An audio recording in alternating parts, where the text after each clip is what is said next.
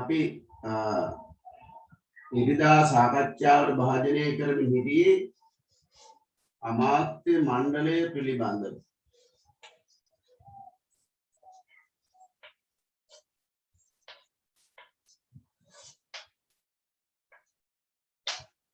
නොනමෝරු ව්‍යවස්ථා ප්‍රතිසංස්කරණ යටතේ අමාත්‍ය මණ්ඩලය පිළිබඳව තමයි අපි සාකච්ඡා කරමින් හිටියේ. එතකොට අපි මුලින්ම කතා කරා අමාත්‍ය මණ්ඩලයේ සංයුතිය කොහොමද නිර්මාණය වෙලා තියෙන්නේ කියලා. අමාත්‍ය මණ්ඩලයේ සමාජිකයන් 10 දෙනෙකුගෙන් සමන්විතයි කියලා කිව්වා. කොටස් දෙකක් දකින්න ලැබුණා. අධිරාජ්‍යවාදී ආණ්ඩුව නියෝජනය කරපු රාජධානීන් 3 දෙනා එක පාර්ශවයක්, ලාංකික ජනතාව නියෝජනය කරපු කාරක සභා සභාපතිතුරු 7 දෙනා අනිත් පාර්ශවය. මේ විදිහට පාර්ශව දෙකකින් සමන්විත වුණා. අමාත්‍ය මණ්ඩලයේ සංඛ්‍යාව ඔක්කොම 10යි. ඒ 10 දෙනා සකස් වුණු ආකාරය පිළිබඳව තමයි මම ඔය කිව්වේ. රාජධානී 3 දෙනායි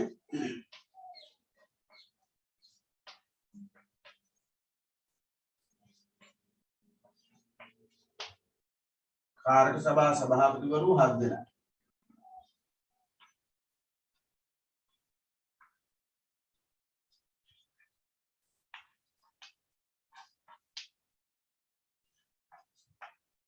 ඒ 10 දෙනාවම පත් කෙරුවේ ආණ්ඩුකාරවරයා විසින්. අපි කිව්වා මේ අමාත්‍ය මණ්ඩලයේ රැස්වීම කැඳවනකොට අනිවාර්යයෙන්ම රාජධානීන් 3 දෙනාම ඉන්න ඕනේ. ඊට අමතරව කාර්ය සභා සභාපතිවරු අතරින් 3 දෙනෙකුත් ඉන්න ඕනේ. අමාත්‍ය මණ්ඩලයට අගමැතිවරයෙක් හිටියේ නැහැ. අමාත්‍ය මණ්ඩලය රැස්ුනේ මහලේකම්වරයාගේ මූලිකත්වයෙන් ප්‍රධානත්වයෙන්. හැබැයි ඒකට උපසභාපතිවරයෙකුත් හිටියා. ඒතර උපසභාපතිවරයාට පුළුවන් රැස්වීම කැඳවන්න.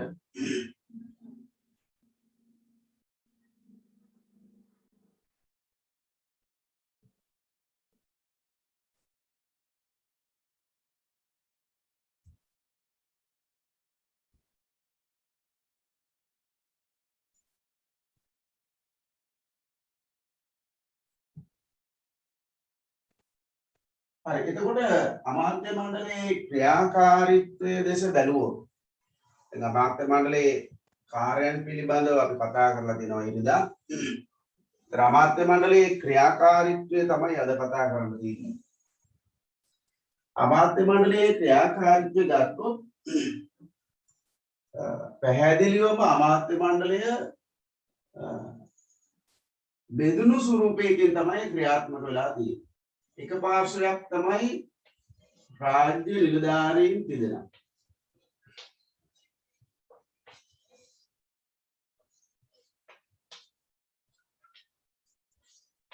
ඒ තුන්දෙනා එක පාර්ශවයක් ක්‍රියාත්මක වෙනවා. අනිත් පාර්ශවය කාර්ය සභා සභාපතිවරු.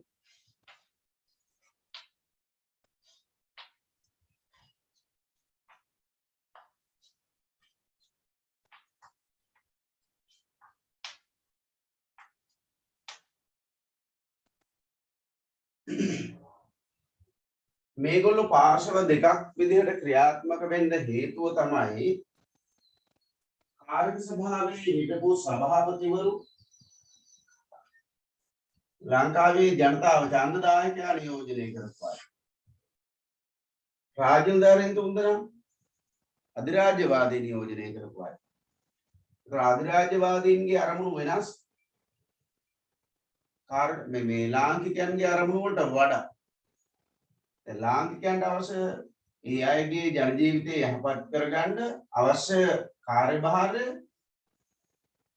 රාජ්‍ය මන්ත්‍රී සභාව හෝ අමාත්‍ය මණ්ඩලය හෝ විධායක කාර්ය සභා මාර්ගයෙන් ඉටු කර ගැනීම. එතකොට ඒවට අවශ්‍ය මුදල් ප්‍රතිපාදන වෙන් කර ගන්න ඕනේ. නීති සම්පාදනය කර ගන්න ඕනේ. ඊට අදාළ පරිපාලන කටයුතු සකස් කර ගන්න ඕනේ. ප්‍රතිපත්ති සම්පාදනය කර ගන්න ඕනේ. නමුත් මේ දේවල් කරන්න ගියොත් අධිරාජ්‍යවාදීන්ට වැඩි පිරිවැයක් දරන්න වෙනවා. ඒගොල්ලන්ට අවශ්‍යතාවයක් නැහැ ලංකාවේ ජනතාවගේ ජන ජීවිතය යහපත් කිරීම කරන්න. ඒගොල්ලන්ට ඕනේ ඒගොල්ලන්ගේ ආදායම කෙසේ හෝ වැඩි කරගන්න. එතකොට රාජධානි තුන්දෙනා හැමනම් ක්‍රියාත්මක වෙලා තියෙන්නේ ඒ අධිරාජ්‍යවාදයේ අවශ්‍යතාවය වෙනුවෙන්. ඒ නිසා පැහැදිලිවම පැති දෙකකට දිශාවන් දෙකකට ගමන් කරන ස්වරූපයක් තිබුණා. එකම ආයතනයක් තුල බෙදුණු කණ්ඩායම් දෙකක්. ඉතින් මේ තත්ත්වය නිසා බොහෝ වෙලාවට කාර්ය සභා සභාපතිවරු සහ රාජ්‍ය නිලධාරීන් අතර දකින්න ලැබුණේ ගැටුම්කාරී තත්ත්වය. විශේෂයෙන්ම කාර්ය සභා සභාපතිවරු ගෙනෙන යෝජනා ඒවට රාජ්‍ය නිලධාරීන් තුන්දෙනා අකමැති ප්‍රකාශ කරපු අවස්ථාවේ මට සහයෝගය නොදුන්නු අවස්ථා අනන්තයි අප්‍රමාණයි. ඒ විතරක් නෙමෙයි කාර්යක සභා සභාපතිවරු මෙතන 7 දෙනෙක් ඉන්නවා. රාජධානි 3 දෙනෙක් ඉන්නවා. ඒ කියන්නේ 10 දෙනෙක් ඉන්නවා. අමාත්‍ය මණ්ඩලයක් තුල තීරණ ගැනීමේදී සාමාන්‍යයෙන් සිද්ධ වෙන්නේ බහුතර කැමැත්ත මත තීරණ ගැනීම. ඒ කියන්නේ 10 දෙනෙක් ඉන්නව නම් වැඩි දෙනෙකුගේ අඩුම තරමේ 6 දෙනෙක්. 6 දෙනෙකුගේ කැමැත්ත සලකා බැලිය යුතුයි. බහුතරයේ කැමැත්ත සලකා බැලිය යුතුයි. එහෙනම් අමාත්‍ය මණ්ඩලය තුල බහුතර කැමැත්තට අනුව තීරණ ගත යුතුව තිබුණා. හැබැයි රාජ්‍ය නිලධාරීන් තුන්දෙනා මොකද කරුවේ? ඒ තුන්දෙනා අමාත්‍ය මණ්ඩලයේ රැස්වීමට පෙර වේලාසන රැස් වුණා. ආණ්ඩුකාරවරයාත් එක්ක සාකච්ඡා පැවැත්වුවා. ඒගොල්ලෝ තීරණ ගත්තා. රාජ්‍ය නිලධාරීන් තුන්දෙනායි ආණ්ඩුකාරවරයා එකතුලා තීරණ ගත්තා. අරගෙන ඒ තීරණ අමාත්‍ය මණ්ඩලය තුල සම්මත කරගත්ත ක්‍රියාත්මක. මේ අයගේ අදහස් විමසීමක් කෙරුවේ නැහැ. ඒ කියන්නේ බහුතරයේ අනුමැතිය කැමැත්ත නොවිමසා රාජ්‍ය නිලධාරීන් තුන්දෙනාට කැමති ආකාරයට ඒගොල්ලෝ තීරණ ගත්තා. එතකොට නිකන් අමාත්‍ය මණ්ඩලය ඇතුලේ මේගොල්ලෝ වෙනම කණ්ඩායමක්.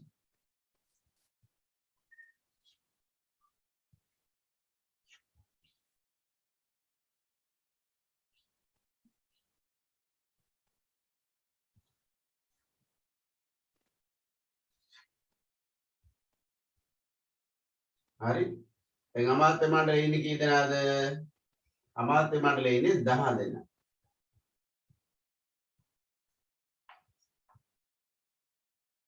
එතකොට සාමාන්‍යයෙන් තීරණ ගන්නකොට මේ 10 දෙනාගේ කැමැත්ත විමසා බැලීම තමයි සිදු විය යුත්තේ. නමුත් 10 දෙනාගේ කැමැත්ත වෙනුවට අර 3 දෙනා වෙනම කණ්ඩායමක් විදිහට සිටීමින් තීරණ ගත්තා. ඒ 3 දෙනාගේ කැමැත්තම. එතකොට බලන්න ඕනේ අමාත්‍ය මණ්ඩලය ඇතුලේ තවත් අමාත්‍ය මණ්ඩලයක් ඉන්නවා වගේ. නේද? අමාත්‍ය මණ්ඩලය ඇතුලේ තවත් අමාත්‍ය මණ්ඩලයක් ඉන්නවා වගේ. මේ 10 දෙනාගේ කැමැත්තෙන් තීරණ ගන්නව වෙනුවට 3 දෙනෙක්ගේ කැමැත්තෙන් තීරණ ගන්නවා. අමාත්‍ය මණ්ඩලය ඇතුලේ තවත් අමාත්‍ය මණ්ඩලයක්. ඉතින් මේ තත්ත්වය දැඩි විවේචනයට භාජනය වෙනවා. ලාංකික නියෝජිතයන්ගේ විවේචනය ලැබෙනවා රාජ්‍ය නිලධාරීන් තුන්දෙනාට.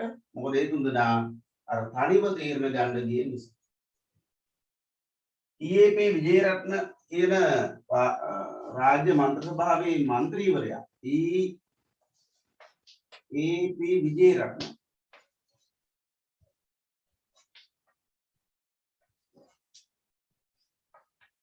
EAP විජේරත්න චෝදනා කරුවා රාජ්‍ය නිලධාරීන් තුන්දෙනා අමාත්‍ය මණ්ඩලය නොවිමසා තනිව හුදකලාව තීරණ ගන්න අන්තර් අමාත්‍ය මණ්ඩලයක් බවට පත් වී ඇත. රාජ්‍ය නිලධාරීන් තිදෙනා අමාත්‍ය මණ්ඩලය නොවිමසා තනිව හුදකලාව ඒ තුන්දෙනා විතර තීරණ ගන්නා අන්තර් අමාත්‍ය මණ්ඩලයක් බවට පත්ව ඇත. ඔන්න යලි චෝදනය.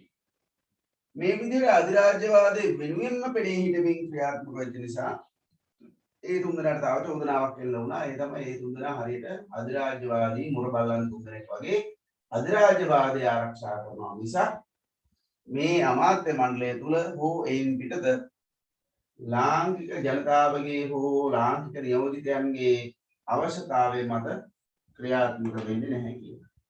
ඉතින් මේ විදිහට පැහැදිලිවම අමාත්‍ය මණ්ඩලය තුල රාජ්‍ය නිලධාරීන් තිදෙනා සහ කාර්ය සභා සභාපතිවරු අතර බෙදීමක් දකින්න ලැබුණා. ඒ බෙදීම නිසා ඒ අය අතර ගැටුම්කාරී තත්ත්වයකුත් දකින්න ලැබුණා.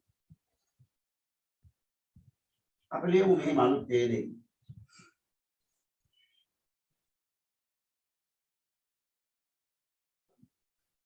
අමාත්‍ය මණ්ඩලයේ ක්‍රියාකාරීත්වය තුළ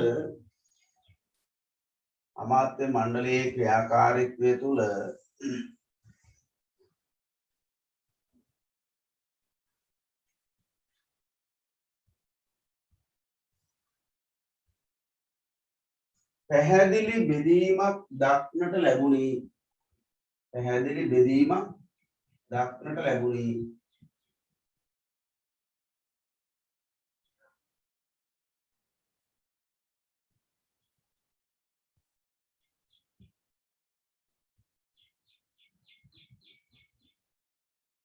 රාජ්‍ය නිලධාරීන් තිදෙනා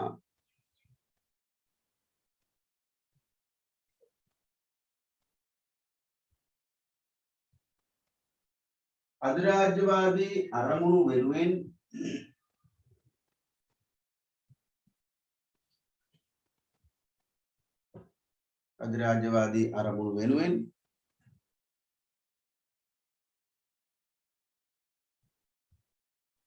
ක්‍රියාත්මක වූ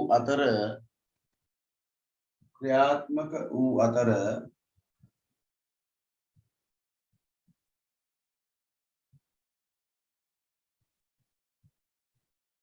ඔවුන් බ්‍රිතාන්‍ය ආණ්ඩුවට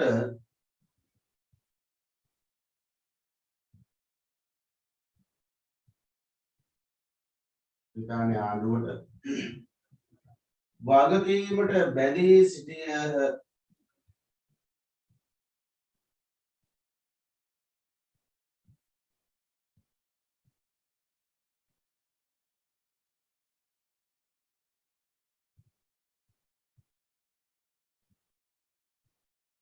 ලාංකික නියෝජිතයන්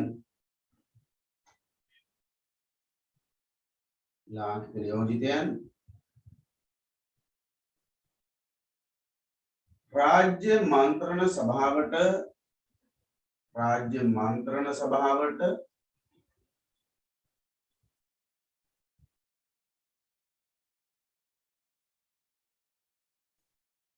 වගකිව යුතු වූ බැවින්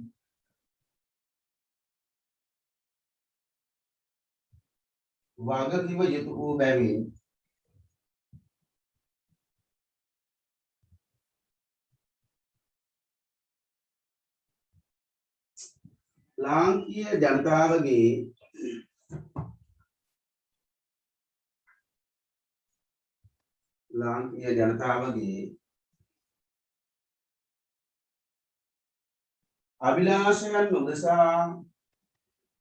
අභිලාෂයන් උදෙසා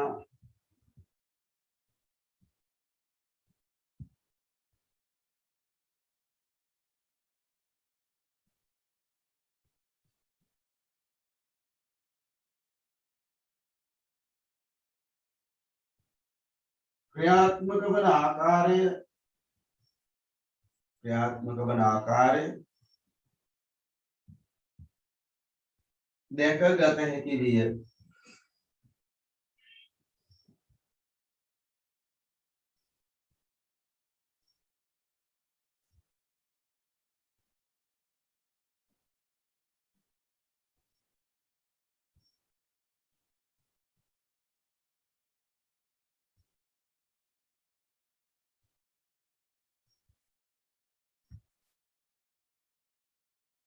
අනුච්ඡේදය ලියන්න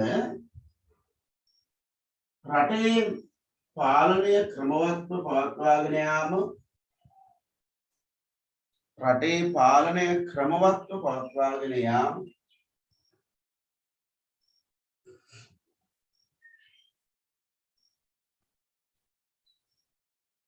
අමාත්‍ය මණ්ඩලයේ වගකීම විය අමාත්‍ය මණ්ඩලයේ වගකීම විය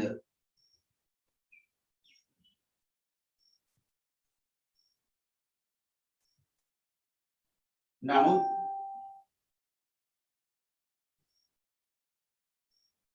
ආණ්ඩු ක්‍රමයේ මුල් භාගය තුල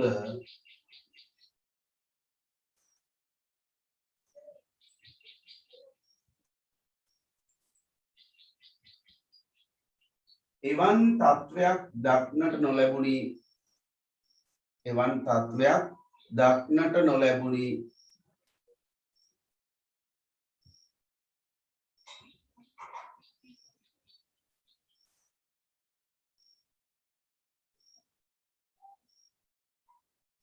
අමාත්‍ය මණ්ඩලය තුල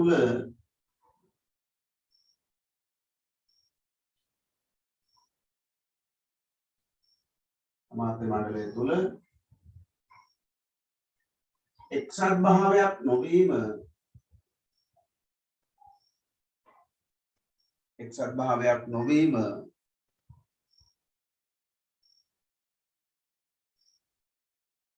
ප්‍රධාන දුර්වලතාවයක් විය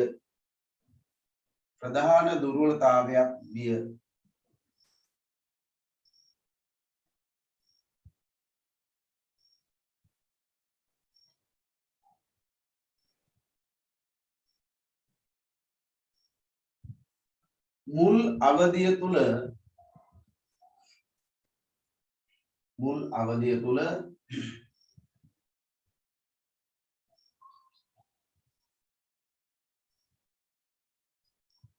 අමාත්‍ය මණ්ඩලය ක්‍රියාත්මක වූයේ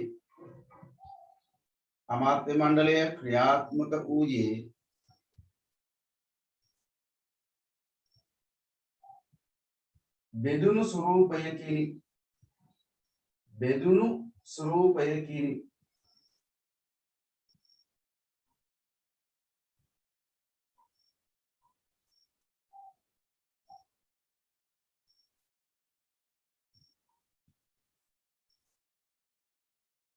රාජ්‍ය නිලධාරීන් තිදෙනා සහ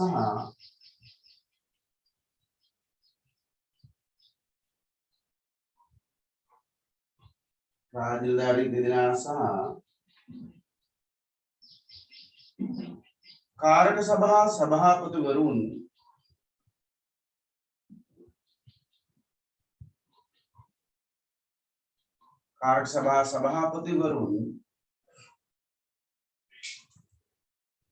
වෙන්වෙන්ව ක්‍රියාත්මක විය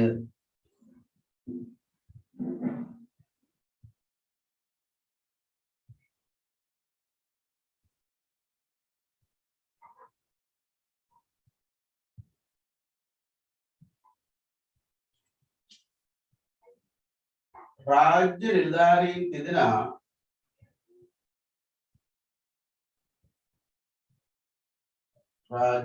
තිදෙනා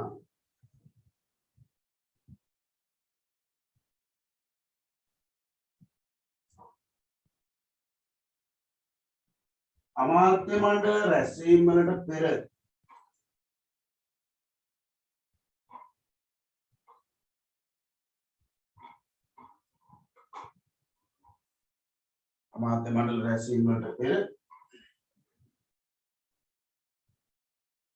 ආණ්ඩුකාරවරයා සමග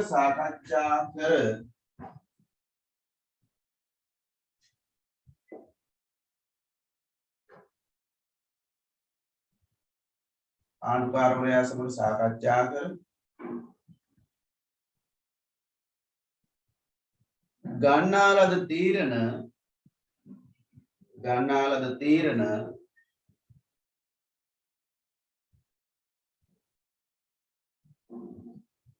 අමාත්‍ය මණ්ඩලය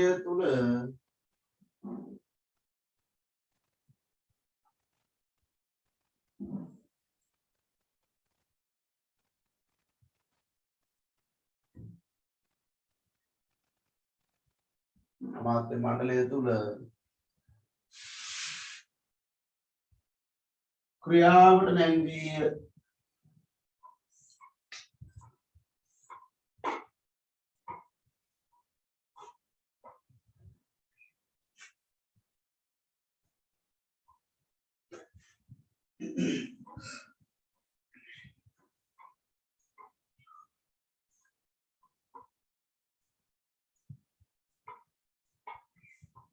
ක්‍රියාවට නැංගීය. තීරණ ගැනීමේදී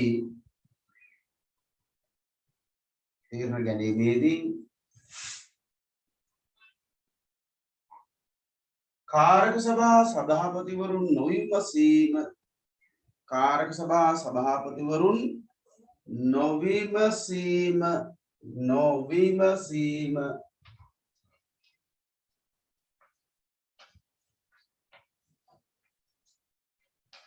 විමසුවේ නැහැ කියන එක නේද? නොවිමසීම බරපතල ගැටලුවක් විය.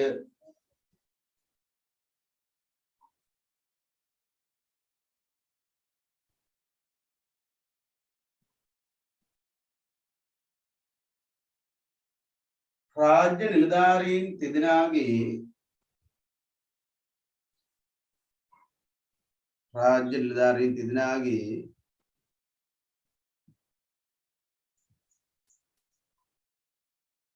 මෙම හැසිරීම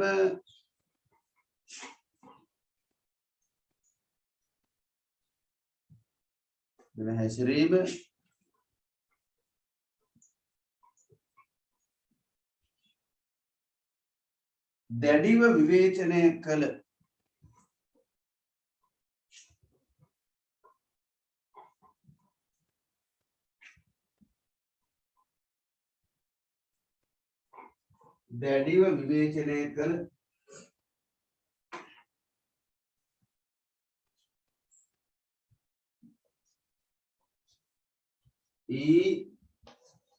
E.A.P.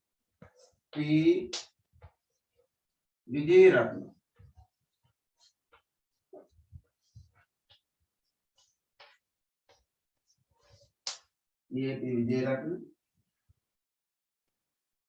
ප්‍රකාශ කළේ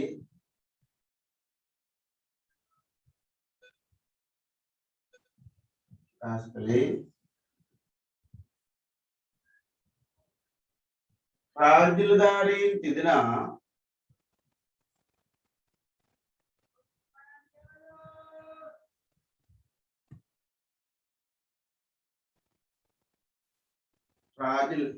ඒක මේ උද්ෘත ඇතුලේ වගේ ලියා ගන්න නැත්නම් highlight කරලා ලියා ගන්න. රාජ්‍ය නිලධාරීන් තිදෙනා ලාංකිකයන් නොවිමසා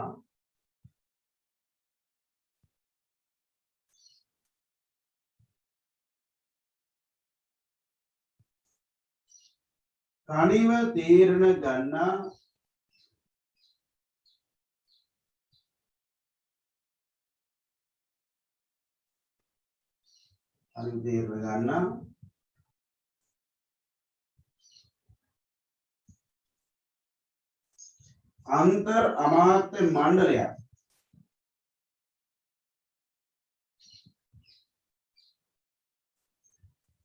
අන්තර් අමාත්‍ය මණ්ඩලයක්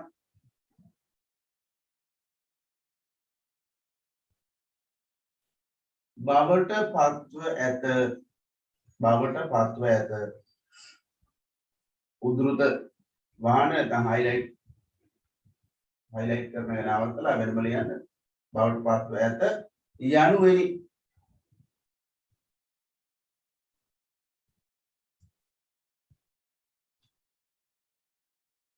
එසේම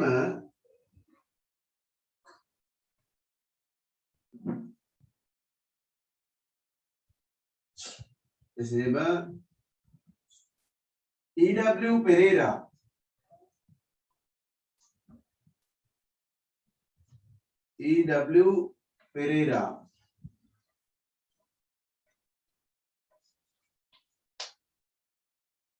මොවුන් තිදෙනාගේ ක්‍රියාකාරීත්වය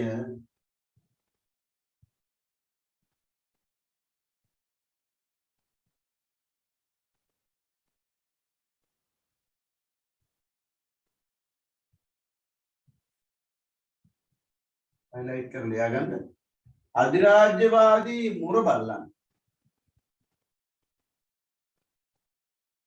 අධිරාජ්‍යවාදී මුරබල්ලන් සමාන කර ඇත. අධිරාජ්‍යවාදී මුරබල්ලන්ට සමාන කර ඇත. අධිරාජ්‍යවාදී මුරබල්ලන් කියන එක highlight කරනවා.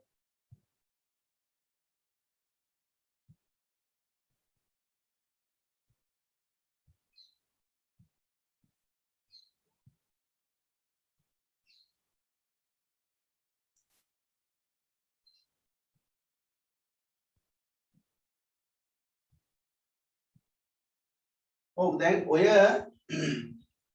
රාජධානීන් තුන්දෙනායි කාරක සභා සභාපතිවරු 7 දෙනායි අතර තිබිච්ච අර්බුදය අපි පැහැදිලි කරනවා. අමාත්‍ය මණ්ඩලයේ එක අර්බුදයක් දුර්වලතාවයක්.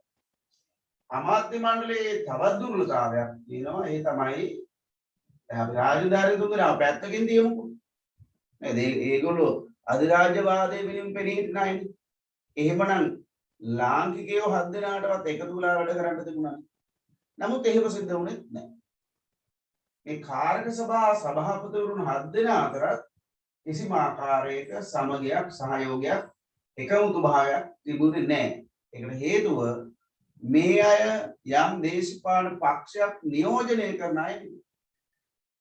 මේගොල්ලෝ තනි മന്ത്രിවරු විදිහට තැන් තැන් වලින් පත් වෙලා ආපු අය නන්නාඳුනන නොහඳුනන අය. ඒ අය අතර කිසිම ආකාරයක සම්බන්ධතාවයක් නැහැ. මිත්‍රත්වයක් නැහැ. යම් ගමනක් යනවා නම් සියලු දෙනාටම පොදු එකඟතාවයක් තියෙන්න ඕනේ. ඒතර මේ අයට එහෙම පොදු එකඟතාවයක් නැහැ. ඒ නිසා මේ අය ගමන් කෙරුවේ තම තමන්ට හිතන මාර්ගයේ. ඒ අයට නායකත්වය දෙන්න කෙනෙක් හිටියේ නැහැ. ඒ වගේ බරපතල අරුබුදයක් තිබුණා. ඒ නිසා පැහැදිලිවම කාර්ය සභා සභාපතිතුමන් අතරවත් එකමුතු භාවයක් තිබුණේ නැහැ. ඒක බරපතලම අරුබුදයක් වෙනවා. තව අරුබුදයක් තමයි දැන් අමාත්‍ය මණ්ඩලයේ වෙච්චාම ඒගොල්ලන්ට තියෙන වගකීමක් නේද? දැන් කාර්ය සභා සභාපතිවරුපත් උනේ රාජ්‍ය මන්ත්‍රණ සභාවෙන්.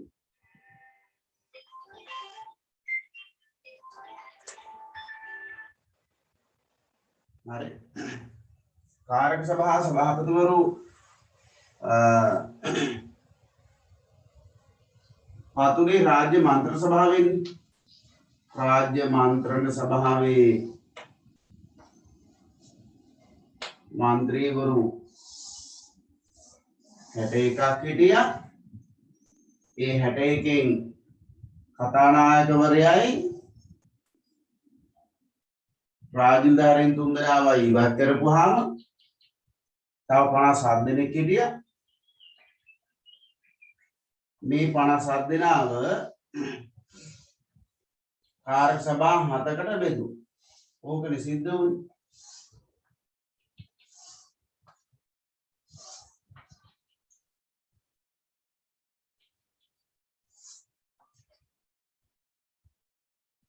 එකයි දෙකයි තුනයි හතරයි පහයි හයයි හතයි. ඔන්න කාර්ය සභා 7කට බෙදුවා.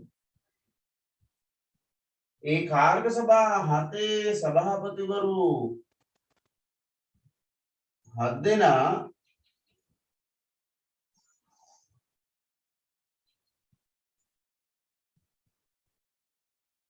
මේ කාර්ය සභා 7 සභාපතිවරු 7 දෙනා කොටද ගියේ?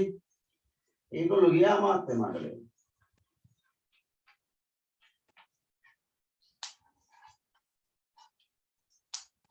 ඕකනේ සිද්ධ වුනේ. සභාපතිවරු හොඳේ.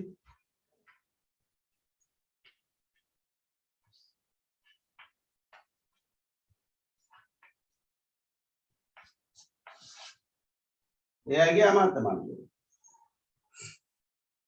දැන් මේ අමාත්‍ය මණ්ඩලයේ ඉන්න කාර්ය සභා සභාපතිවරු 7 දෙනා රාජ්‍ය මන්ත්‍රණ සභාවෙන් පත් වෙලා ගියපු අය. එහෙනම් අමාත්‍ය මණ්ඩලය රාජධානීන් තුන්වෙනි අවස්ථාවක් නේ. අමාත්‍ය මණ්ඩලය රාජ්‍ය මන්ත්‍රණ සභාවට වගකීමකට බැඳී සිටිනවා. තමන් ගන්න තීරණ සම්බන්ධයෙන් තමන්ට කරන කාර්යභාරය සම්බන්ධයෙන් රාජ්‍ය මන්ත්‍රණ සභාවට වගකීමකට බැඳී ඉන්නවා. නමුත්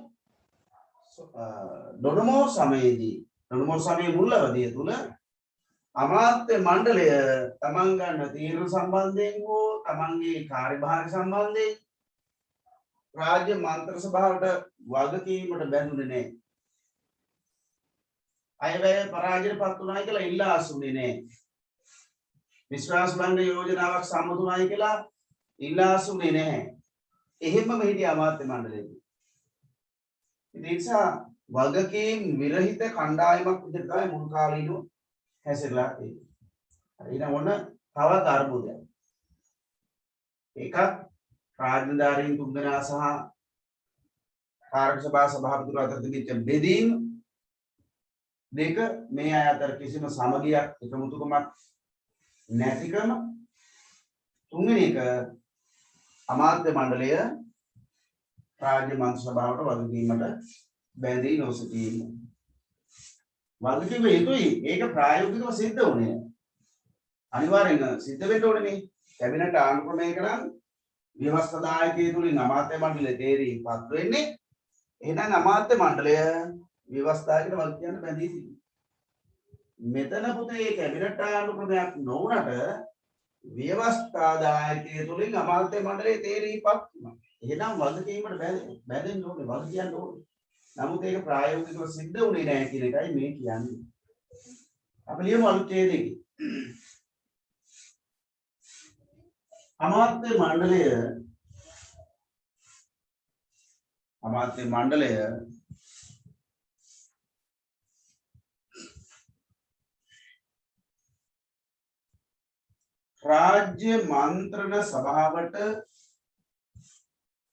රාජ්‍ය මන්ත්‍රණ සභාවට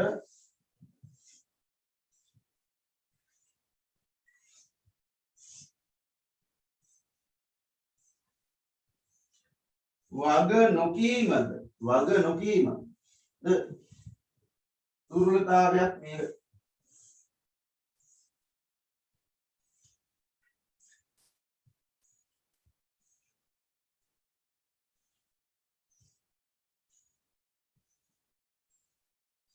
වැදගත් පනතක්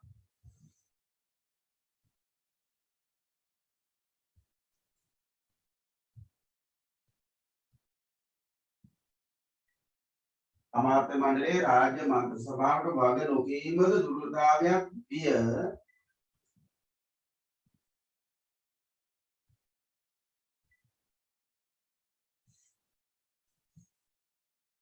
ඔයාලා මේ කම්පියුටරේ මේ කියන්නේ ඔයාලා දැන් Zoom එකේ මෙසේජ් කරාට මට ඒව පුතේ පේන්නේ නැහැ. ඒ නිසා ඔයාලට දෙයක් අහන්න තියෙනවා නම් ඔයාලා මයික් එක ඔන් කරලා අහන්න පුරුදු වෙන්න. තේරුණාද?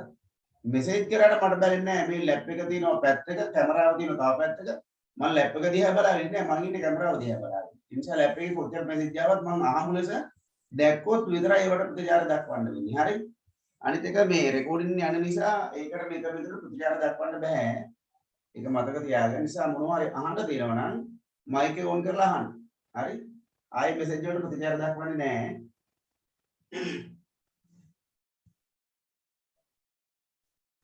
ඔව් අමාත්‍ය මණ්ඩලයේ රාජ්‍ය මන්ත්‍රී සභාවට වග නොකීමද දුර්වලතාවයක් විය. වැදගත් පනතක්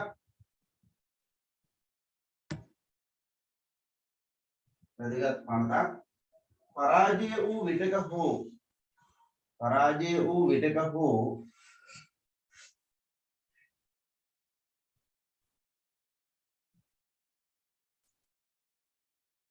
අමාත්‍ය මණ්ඩලයට එරෙහිව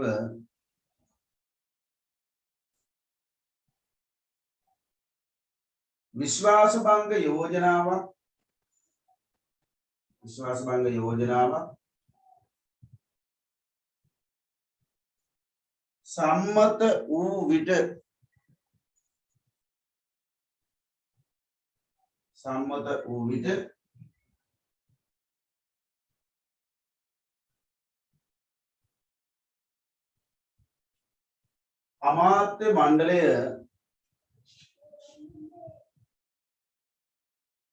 අමාත්‍ය මණ්ඩලය ඉල්ලා අස්වීම අවශ්‍ය වූයේ නැත. ඉල්ලා අස්වීම අවශ්‍ය වූයේ නැත.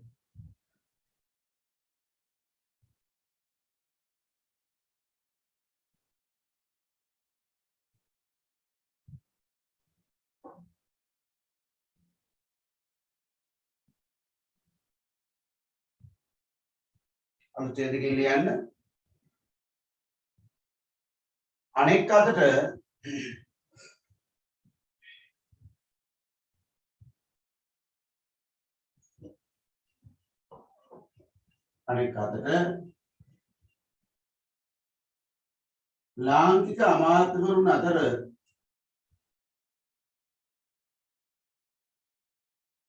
ලාංකික අමාත්‍යවරුන් අතර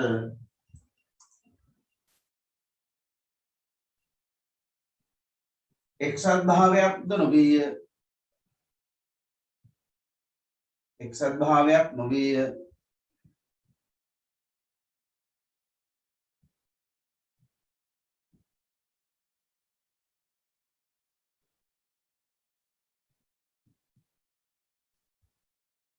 වාර්ෂික අයවැය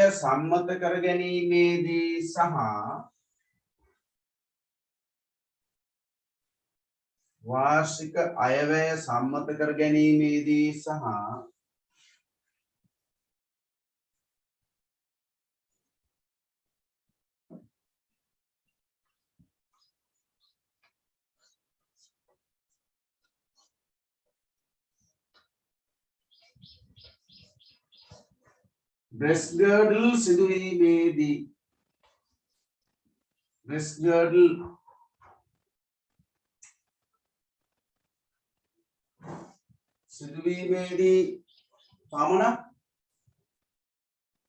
breast girdle සිදුවීමේදී පමණක්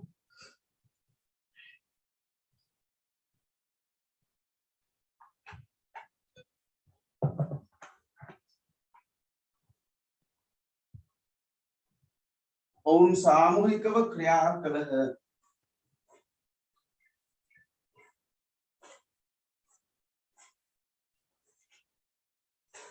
සාමූහිකව ක්‍රියා කළහ.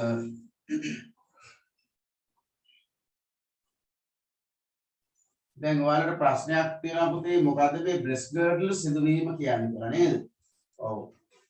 breast girdle කියලා කියන්නේ ඕස්ට්‍රේලියාවේ ඉඳන් ලංකාවේ අර වතුවල වැඩ කරන්න ආපු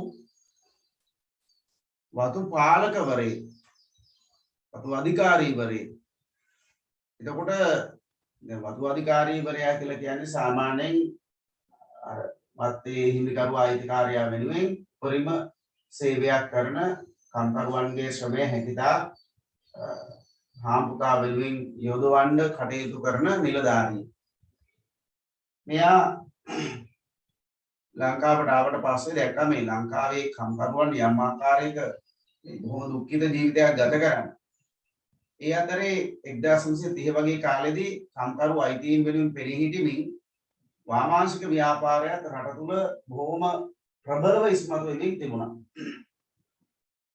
ඉතින් breast girdle මොකද කරුවේ?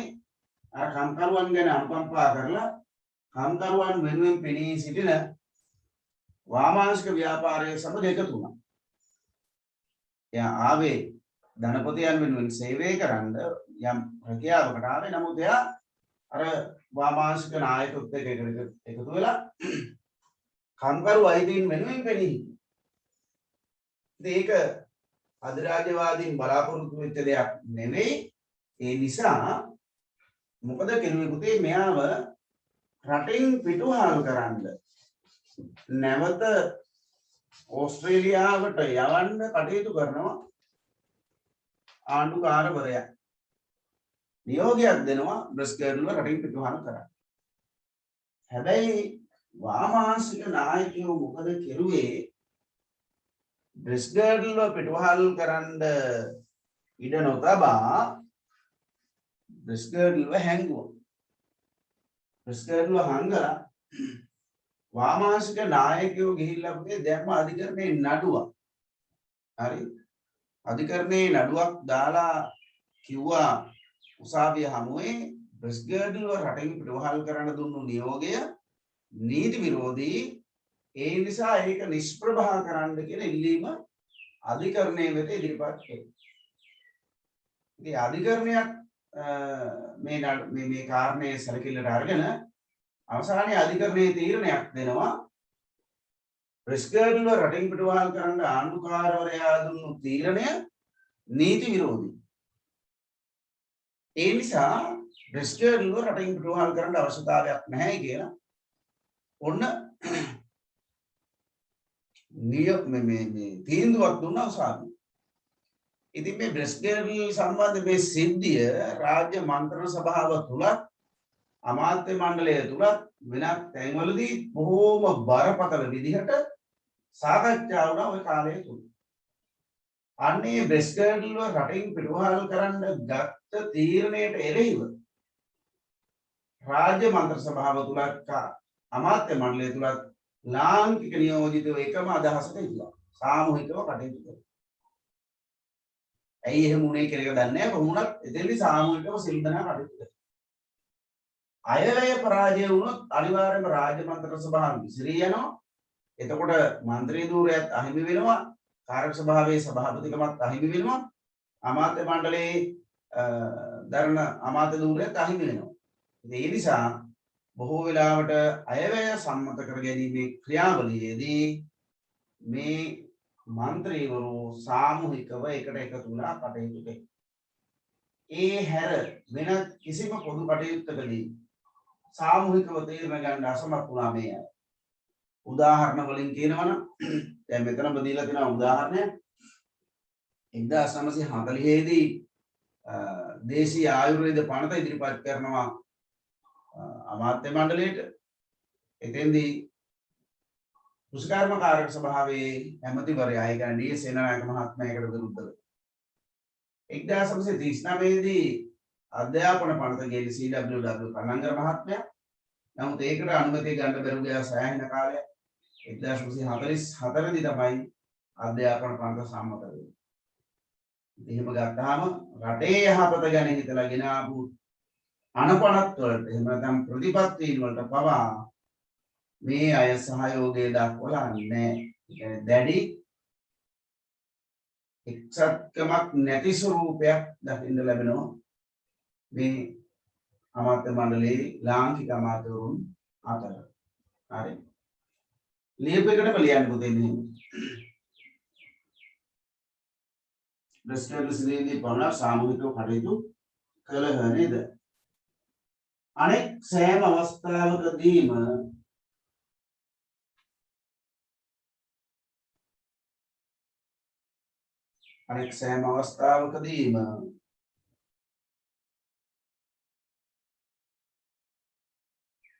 ඔවුන් වෙන්ව කටයුතු කළහ.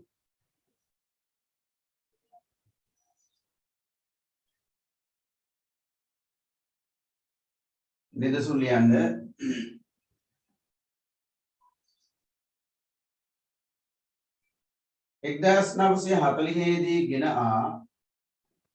1940 දී ගෙන ආ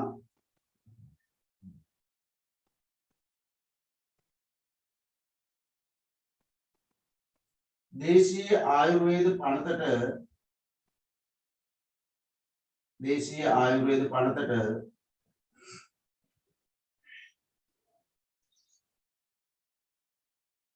කෘෂිකර්ම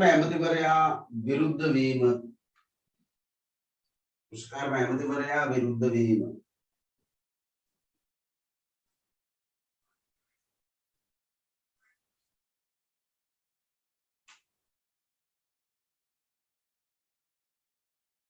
හරි.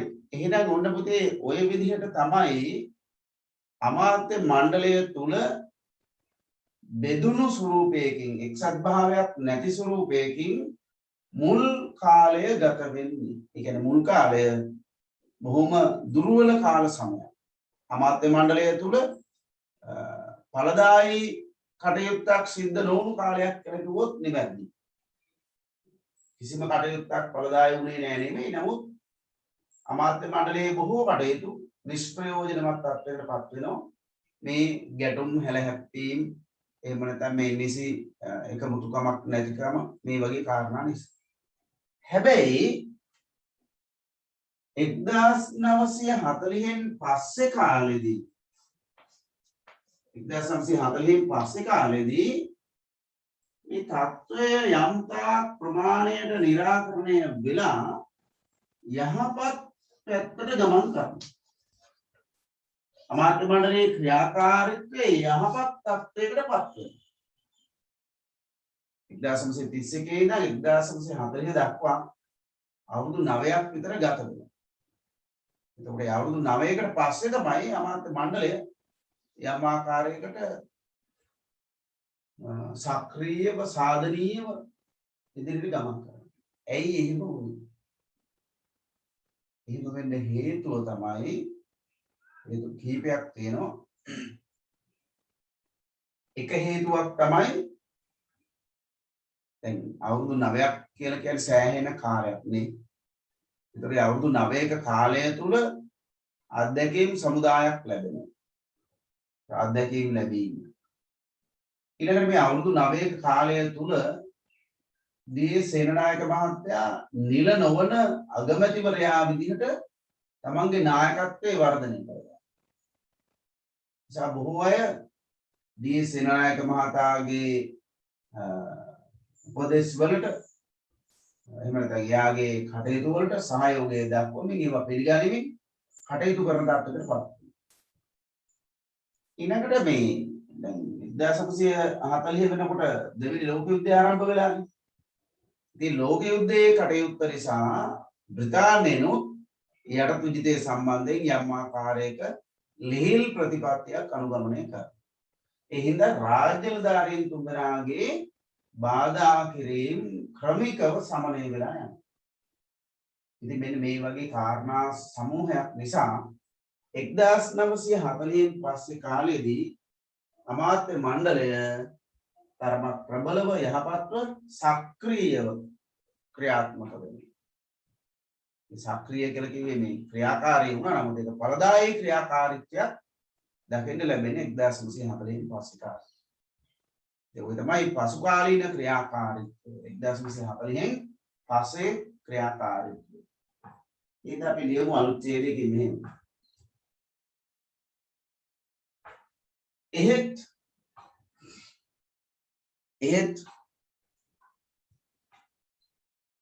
ආණ්ඩු ක්‍රමයේ අවසාන භාගයේදී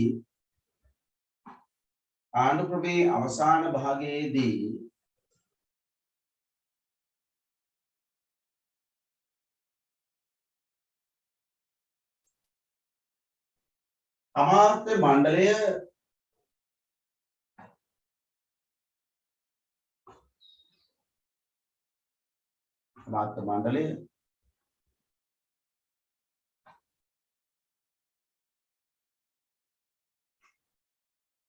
සිය දුර්වලතා මගහරවා ගනිමින්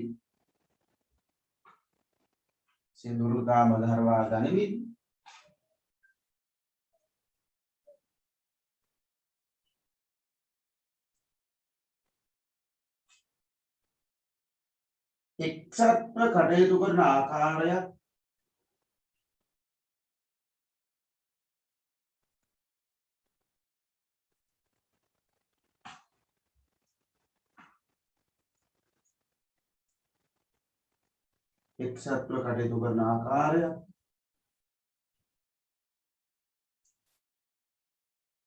දැකගත හැකි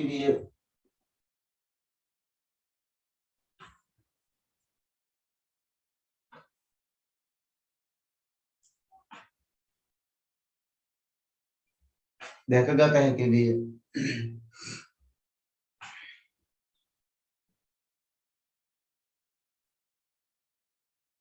ලාංකික නියෝජිතයන්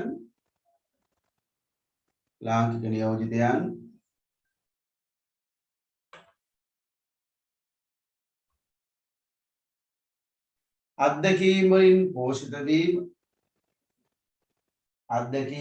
පෝෂිත වීම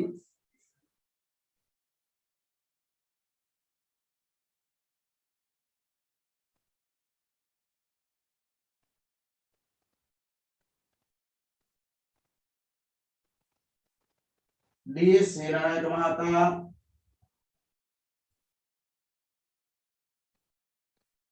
डी.एस. सेनानायक මහතා නිල නොලත් අගමැතිවරයෙකු ලෙස ඉස්මතු වීම නිල නොලත් අගමැතිවරයෙකු ලෙස ඉස්මතු වීම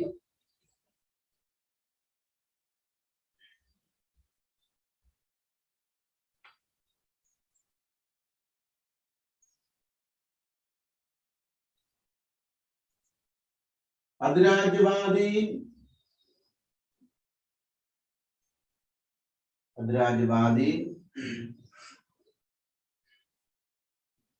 ලිහිල් ප්‍රතිපත්තියක් අනුගමනය කිරීම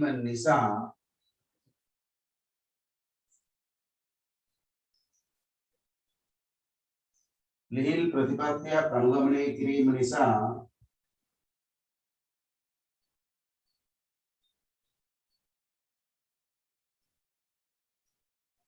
රාජ්‍ය නිලධාරීන් තිදෙනාගේ බලපෑම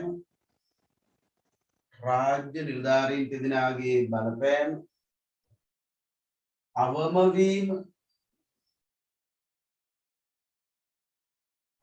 වීම යනාදී කරුණු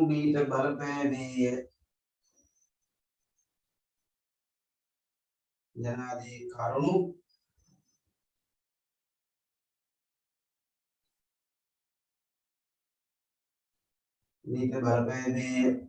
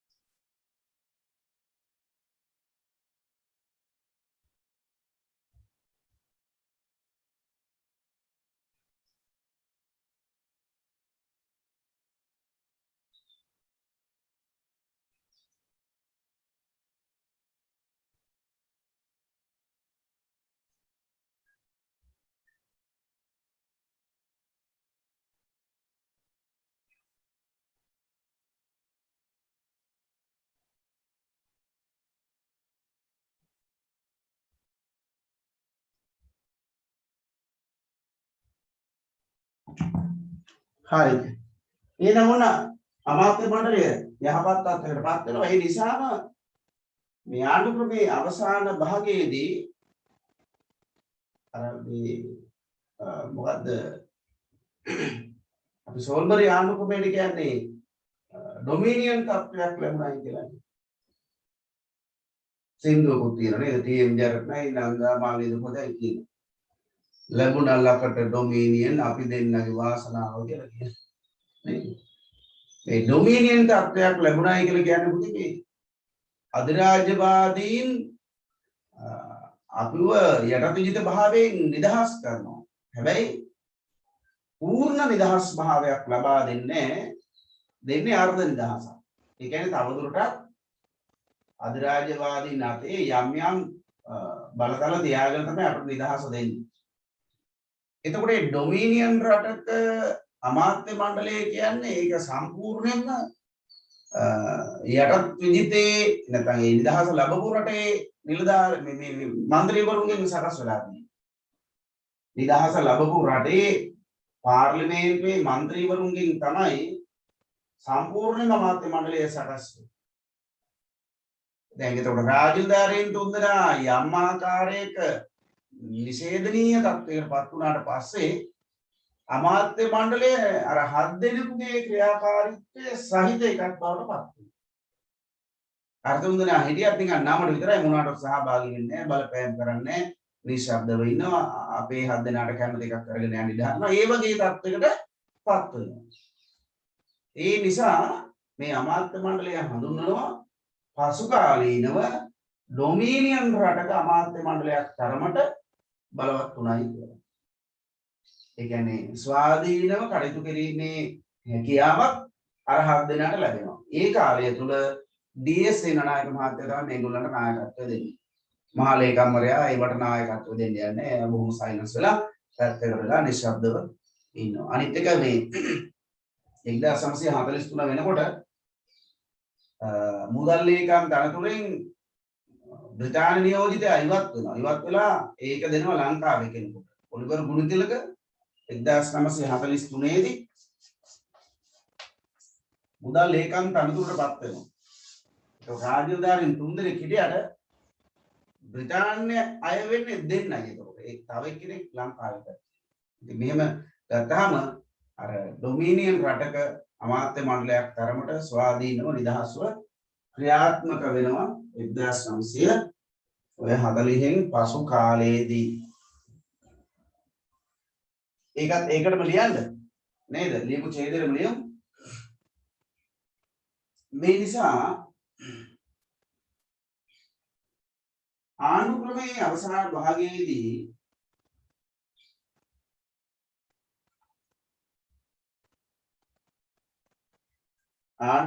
අවසාන භාගයේදී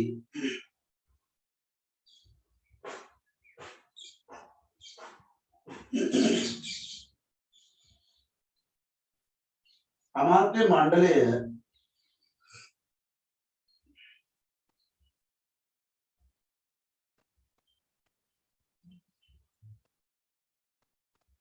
වඩාත් ප්‍රබලව ක්‍රියාත්මක විය.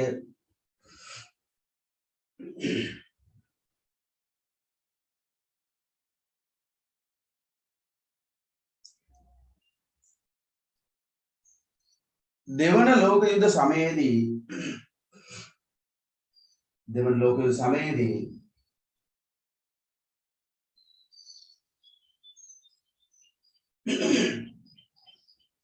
ඩොමිනියන් රටක කැබිනට් මණ්ඩලයක් තරමට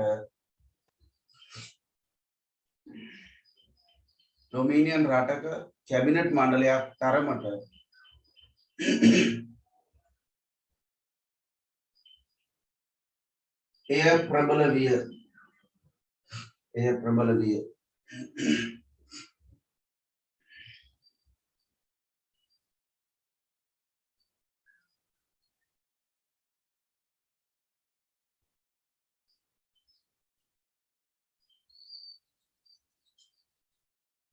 හරි. දැන් එතකොට අමාත්‍ය මණ්ඩලයේ සිද්ධ වෙච්ච යහපත මොකක්ද?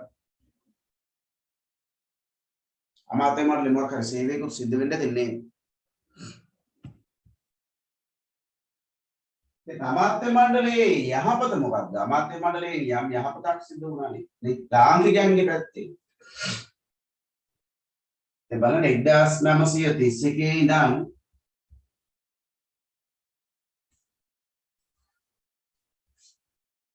1931 ඉඳන් 1947 දක්වා ක්‍රියාත්මක වෙන්නේ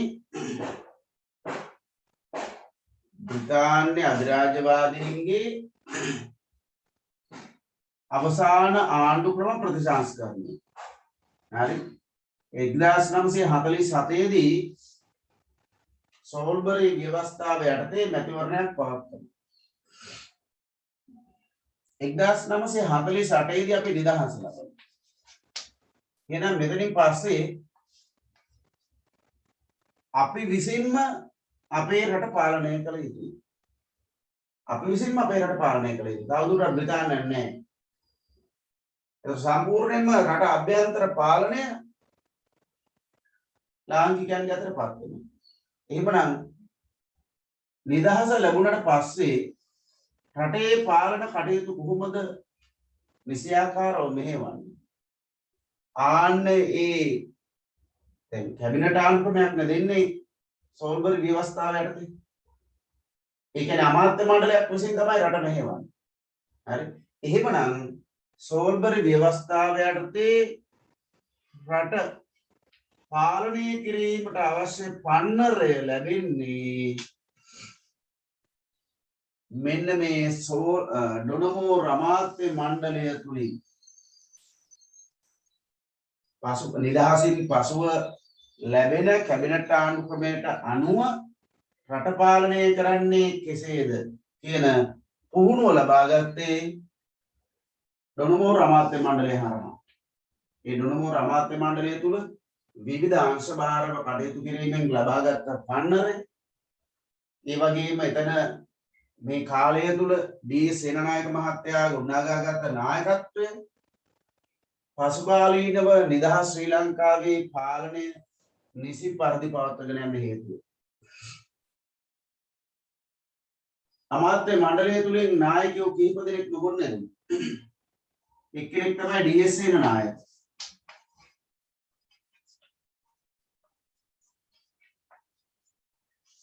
අනිත් එක්කෙනා SWRD බණ්ඩාරනායක.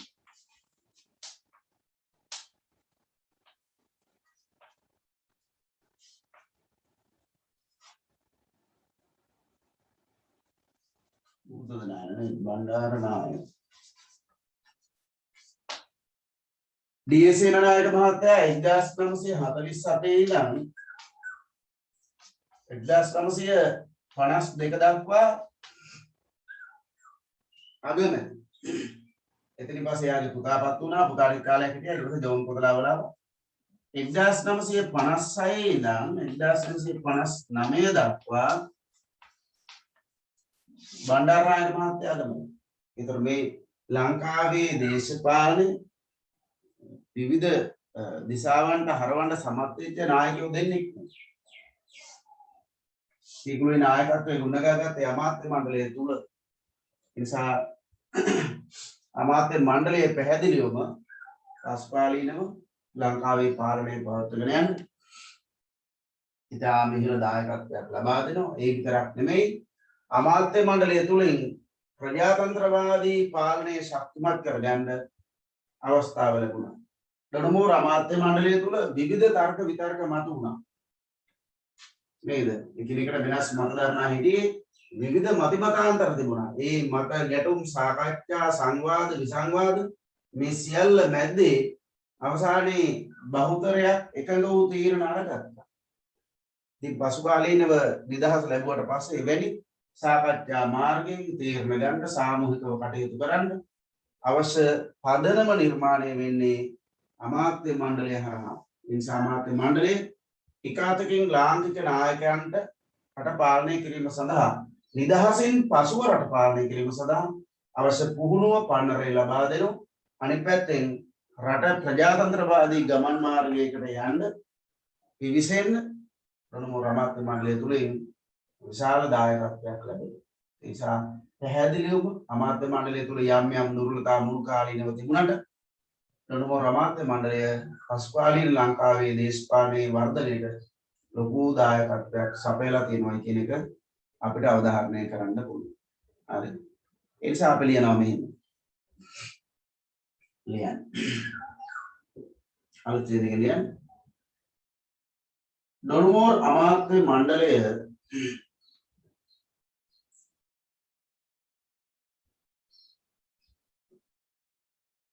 ඩොනමෝර අමාත්‍ය මණ්ඩලය පසුකාලීන ලංකාවේ දේශපාලනයට ඍජුවම බලපෑවේ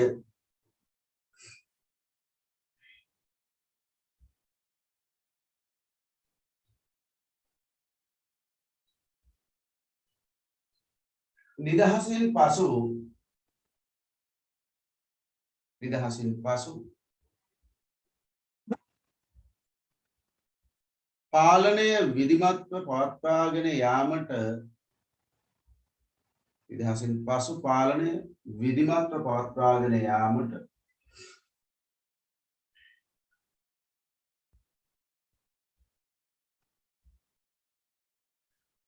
ඩොනමෝර අමාත්‍ය මණ්ඩලය මගින්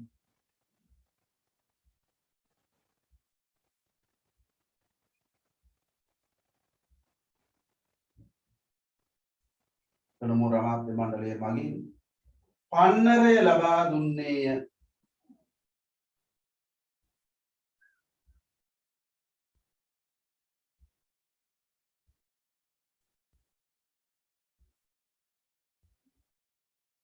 निदहस श्रीलंकाවේ निदहस श्रीलंकाවේ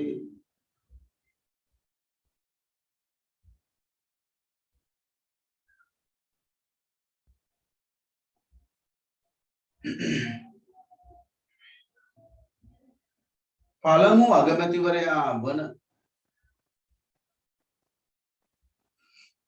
අගමැතිවරයා වන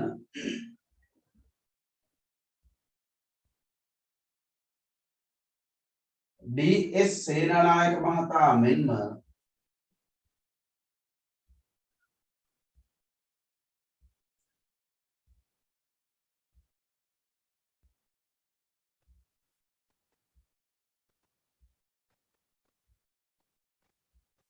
මෙරට දේශපාලනයේ පරිවර්තනයකට දායක වූ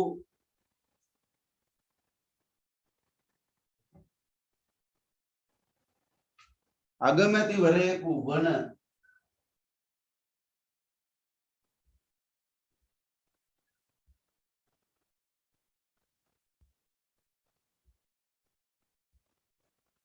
එස්.ඩබ්ලිව්.ආර්.ඩී. බණ්ඩාරනායක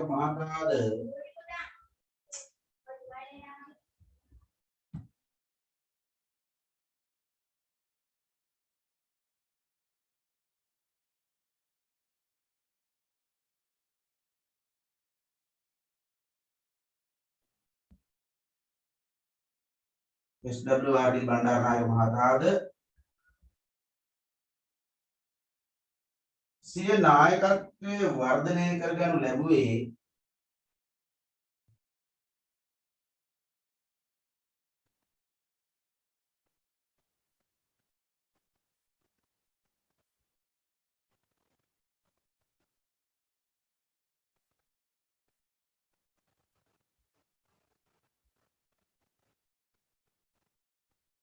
අමාත්‍ය මණ්ඩලය තුලින්ය.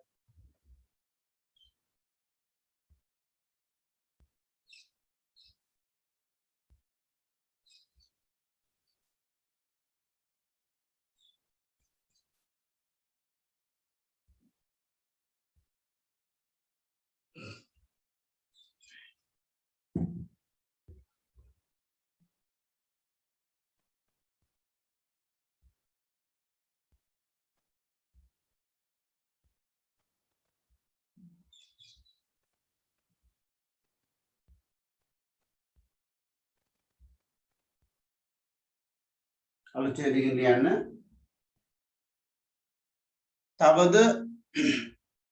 තවද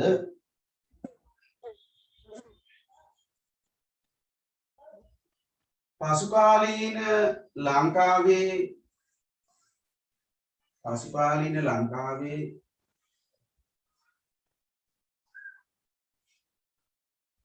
ප්‍රජාතන්ත්‍රවාදී පාලනය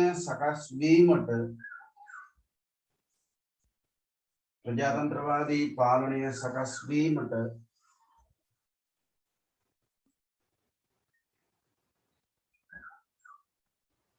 අමාත්‍ය මණ්ඩලය ඍජුවම බලපෑවේය.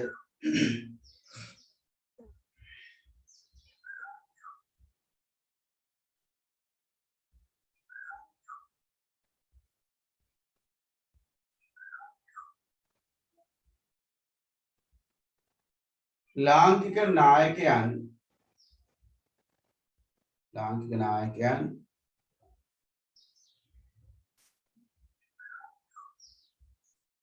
ඩොනමෝර් අමාත්‍ය මණ්ඩලය තුල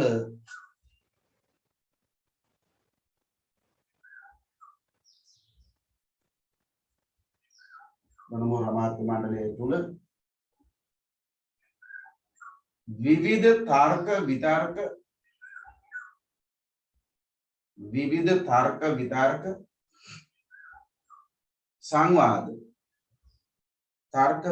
සංවාද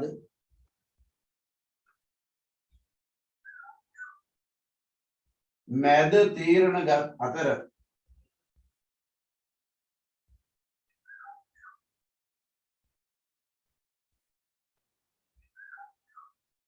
මැද තීරණ ගත අතර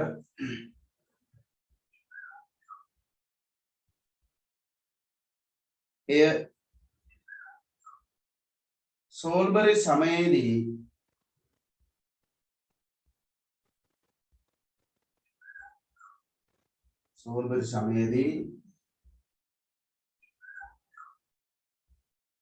අමාත්‍ය මණ්ඩලයක් වශයෙන්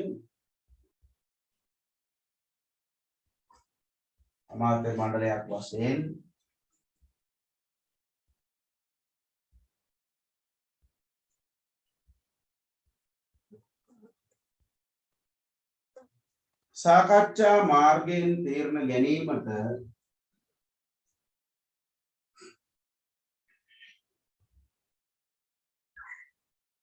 උපකාරී විය.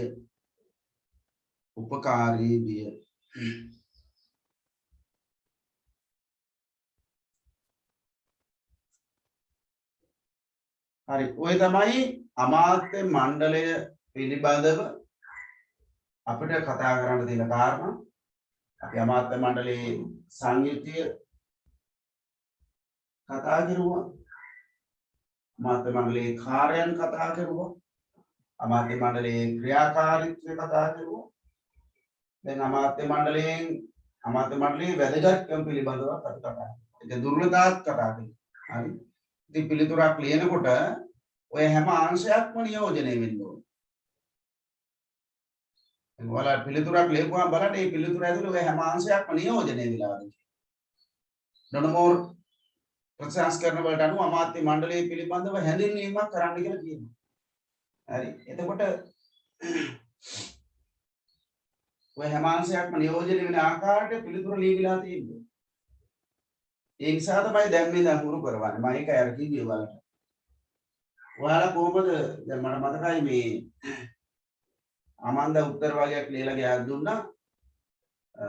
ඒ ලියලා තියෙන උත්තර වල ලොකු කාලයක් ගියක් කියලා කිව්වා. හැබැයි ඒ වගේ ප්‍රමාණාත්මකව කරුණු ලියලා තිබුණේ නැහැ. ඇයි? බොහොම හිමීට ලස්සන අකුරු ලියලා තිබුණා. හැබැයි අමන්ද එදා රිවිෂන් එකේ උත්තර ලියපු වෙලාවේ ඒ කාලය ඇතුළත ඉතාම සාර්ථක පිළිතුරක් ලියලා තිබුණා. ඉතින් ඒ නිසා තමයි රිවිෂන් එකේ වැදගත්කම. හරි. රිවිෂන් එක වැදගත් වෙන්නේ ඒ නිසා. අපි මෙතෙන්දි කරන්නේ තියරි ඉගෙනගෙන යනවා. මෙතනින් අපි කතා කරන්නේ ප්‍රශ්නයක් ලියන්නේ කොහොමද? ඒකට මොන කරුණු ඇතුළත් වෙන්නේ? කොච්චර කාලයක් ඇතුළත ලියන්න ඕනද? ලකුණු ලැබෙන්නේ කොහොමද? ඒවා අපි මෙතන කතා කරන්නේ නෑ. මෙතන අපි විෂය ඉගෙන ගන්න එක කරන්නේ. රිවිෂන් එකේදී කරන්නේ විභාගයට සාර්ථකව මුහුණ දීම සඳහා පූර්ව ලබා ගැනීම. ඒ නිසා මේ දෙකම වැදගත්. අතහැරලා හරියන්නේ නැහැ ඒක. තියරියේදී ඉගෙන ගන්න දේ ප්‍රායෝගිකව ප්‍රශ්නවල කොහොමද භාවිතා කරන්නේ? ඒක තමයි අපි රිවිෂන් එකේදී කතා කරන්නේ. ඒ නිසා රිවිෂන් එක මගහැර ගන්නපා ඒක වැදගත්ම කොටස. අපි කොච්චර ඉගෙන ගත්තත් වැඩක් නැහැ නේ. විභාගෙට ලියන පිළිතුර සාර්ථක පිළිතුරක් නෙවෙයි නේ. ලකුණු 20න් 18ක් විතර ගන්න බැරි නම් ලකුණු 20න් 20 නම් ලැබෙන්නේ නැහැ.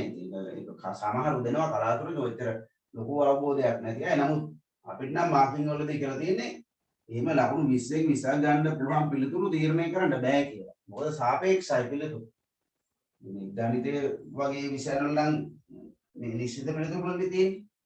අපේ වගේ නිශ්චිත පිළිතුරු නැහැ. ඒ නිසා මේ සාමාන්‍ය 20න් 18 කියන්නේ ඉතාම හොඳ ලකුණක්. 20න් 19 කියලා කියන්නේ 19කට යන්න තියෙන ඉඩකඩ ටිකක් සීමා සහිතයි. 20කට යන්න බැරිම තරම්.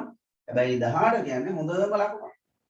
18යි කියලා කියන්නේ ලකුණු 100න් 90.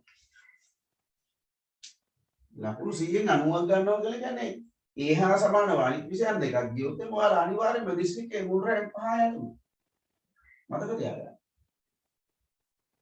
ඉතින් මේ අනිත් විෂයන් දෙක බොහොම ලේසි විෂයන් දෙයක් වුණොත් ටිකක් මේ විෂය දෙක 5 යනවා. නමුත් සාපේක්ෂ වශයෙන් ටිකක් මේ විෂය දෙක ඉහළ යන විෂයක් නම් විෂයන් දෙකක්වත් ඒ තුල තියෙනවා නම් ලකුණු 90ක් කියලා කියන්නේ බොහෝ දුරට ඉතින් රැංක් 1 2 3 4 5 තුල එන්න පුළුවන්.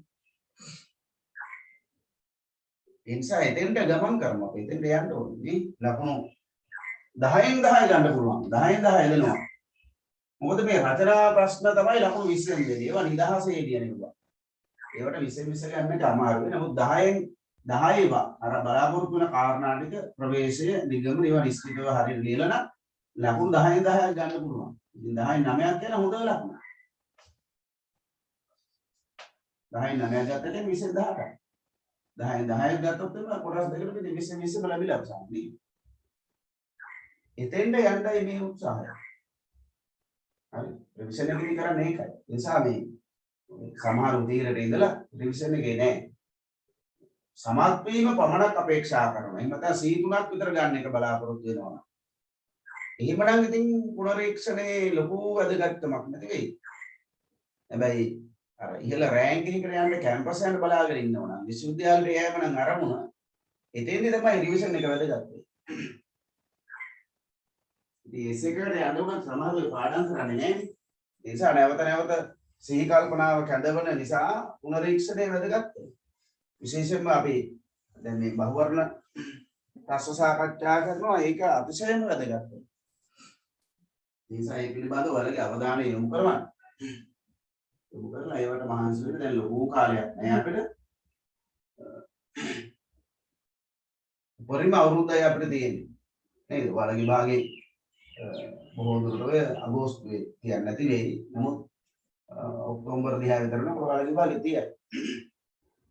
මේ භාගේ කුමාර දෙසැම්බර් විතර දෙසැම්බර් හෝ ජනවාරි මුලනේ මේ භාගේ තියන්නේ. 2020 ළමයි. නේද? හරි. එහෙමනම් අපි යමු අලුත් මාතෘකාවකට. අවසාන මාතෘකාව. අලුත් මාතෘකාව අවසාන මාතෘකාව.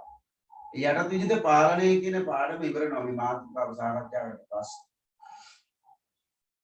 ඔව් ලියන්න වාර්ගික නියෝජනය අහෝසි කිරීම. වාර්ගික නියෝජනය අහෝසි කිරීම.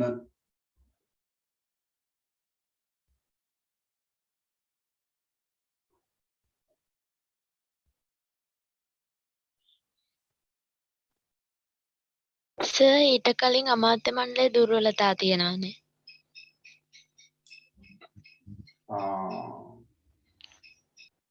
ඒ මාතෘකාව තියෙනවද? ඔව් සර්. ඒක සම්පූර්ණයෙන්ම මේ නෝට් එකක් දෙන හිස්තක් දෙනවද? හිස්තැන් තියෙනවා සර් චුට්ටක් ලියලා තියෙනවා. ගොඩක් හිස්තැන් තමයි තියෙන්නේ. අපි කතා කරපු කාරණා ටික තමයි ඉතින් තියෙන්නේ නේද? හරි. හරි එහෙනම් වාර්ගික නියෝජනය මාතෘකාව තනියරකින් කපලා ලියන්න අමාත්‍ය මණ්ඩලයේ දුර්වලතා. ඒක වෙනම අරන් කතා කරලා තියෙන්නේ. ඔව් අමාත්‍ය මණ්ඩලයේ දුර්වලතා කියලා ලියන්නේ.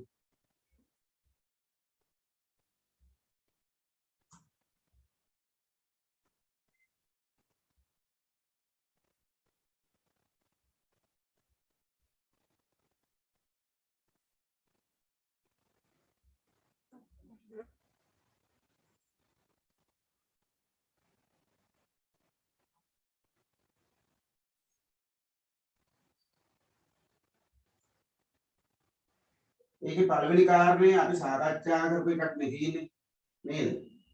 ඒ නිසා ලියන පළවෙනි එක සාමූහික වගකීමක් නොවීම. අපි ලියාගෙන යමු. සාමූහික වගකීමක් නොවීම.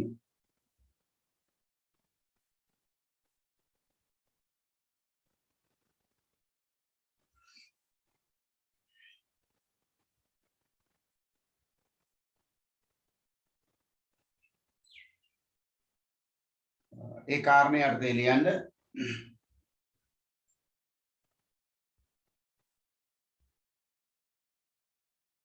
අමාත්‍ය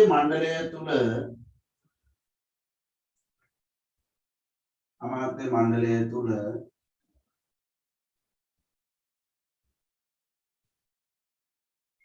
ප්‍රධාන කණ්ඩායම් දෙකක් දක්නට ලැබුණි.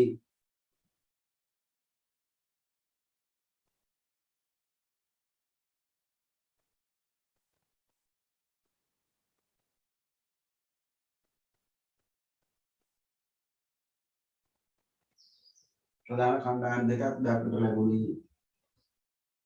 එනම්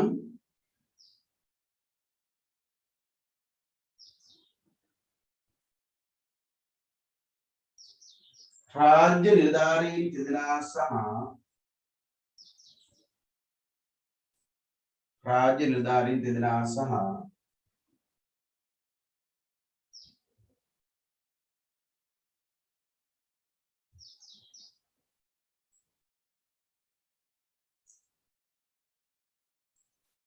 ලාංකික අමාත්‍යවරුන්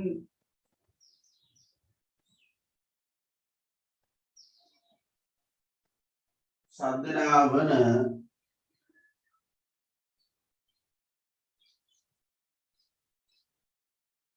ලාංකික අමාත්‍යවරුන් සද්දනා වන කාර්ය සභා සභාපතිවරුන් වශයෙනි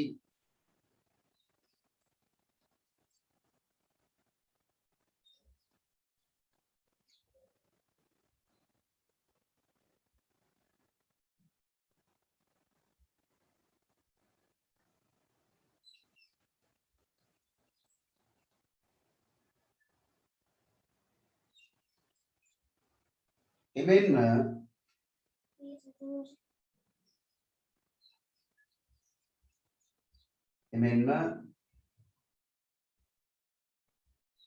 ලාංකික අමාත්‍යවරුද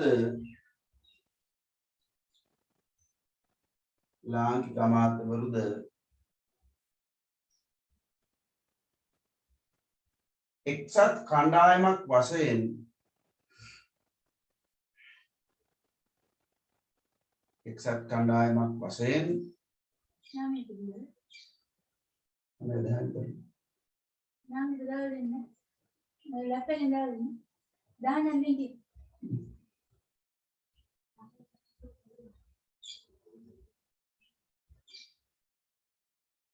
එමෙන්ම ලාංකික අමාත්‍යවරුන්ද එක්සත් කණ්ඩායමක් වශයෙන්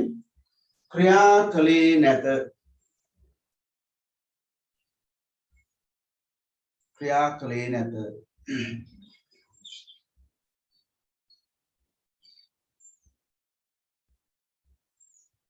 මේ නිසා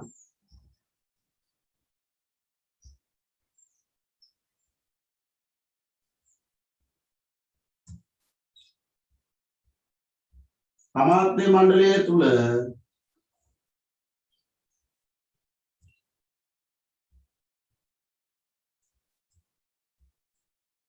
සාමූහික වගකීමක් දක්නට නොලැබුණි.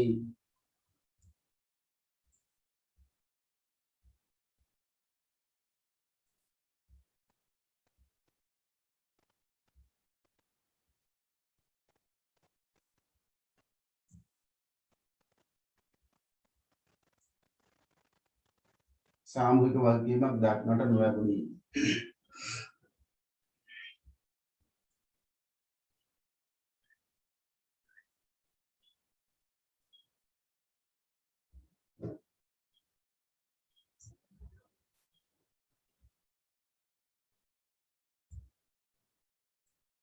දෙවෙනි කාරණේ කියන්න අමාත්‍ය මණ්ඩලය තුල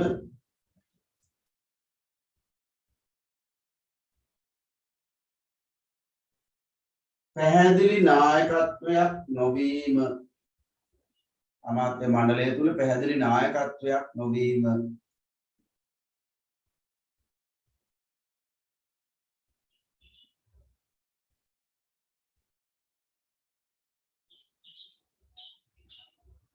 දැන් මෙහෙමයි පුතේ කැබිනට් ආණ්ඩු ක්‍රමයක නම් අමාත්‍ය මණ්ඩලයේ ඉන්නව නිශ්චිත නායකයෙක්.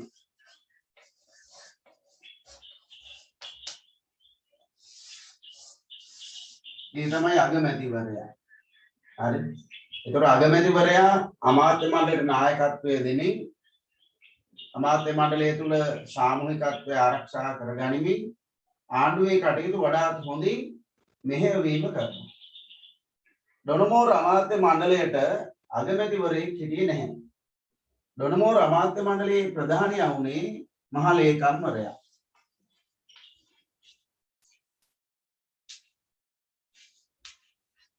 එයා බ්‍රිතාන්‍ය අධිරාජ්‍යවාදී නියෝජිතයෙක්. එතකොට එයාට අවනත නැහැ අර කාර්ය සභා සභාපතිව හත් දෙනා. ඒ නිසා අමාත්‍ය මණ්ඩලයක් විදිහට එකට එකතු කරගෙන මහ ලේකම්වරයාට කටයුතු කරන්න කොහෙත්ම පුළුවන්කමක් තිබුණේ නැහැ.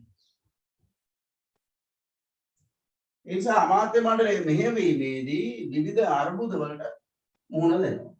අනෙක් පැත්තේ මේ තුන්දෙනා වෙනම කණ්ඩායමක් විදිහට ක්‍රියාත්මක වුණේ. ඒ අය අර කාර්ය සභාපතිතුමන් එක්ක සාමූහික වුණෙත් නැහැ.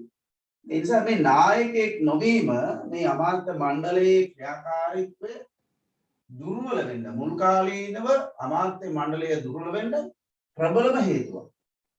1931 ඉඳන් 1940 දක්වා අමාත්‍ය මණ්ඩලය දුර්වල ක්‍රියා ස්වරූපයක් පෙන්වුම් කරනවා. එතකොට ඒකට හේතුව ප්‍රධානම හේතුවක් අමාත්‍ය මණ්ඩලය තුල සියලු දෙනා එකට එකතු කරගෙන නායකත්වයක් යටතේ ක්‍රියාත්මක වීමට නොහැකි වීම. අපිට දෙවෙනි කාරණේ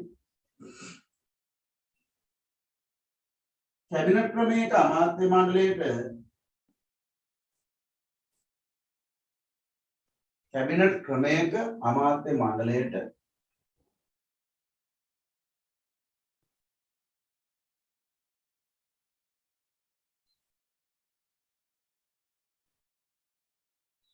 අගමැතිවරයෙකු සිටියද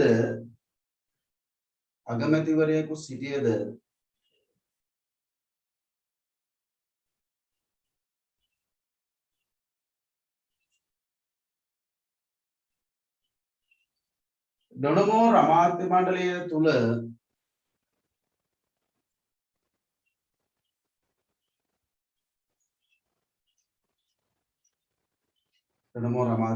තුල අගමැතිවරයෙකුගේ නායකත්වයක්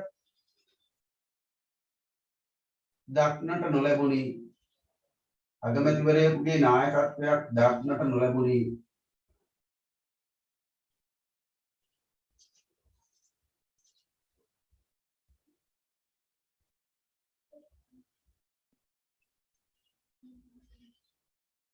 ඒ ප්‍රධානියා වූයේ මහලේකම්වරයාය.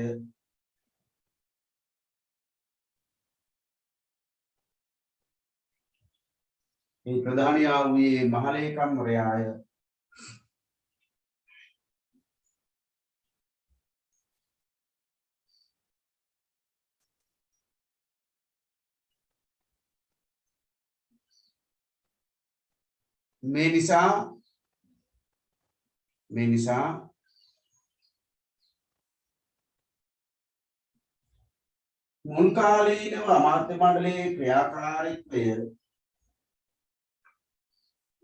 මුල් කාලීනව අමාත්‍ය මණ්ඩලයේ ක්‍රියාකාරීත්වය අතිශයින් දුර්වල විය.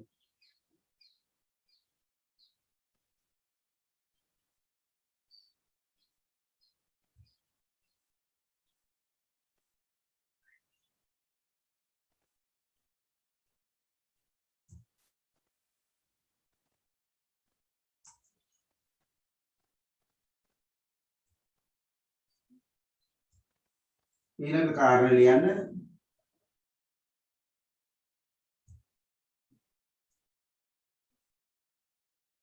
අමාත්‍ය මණ්ඩලය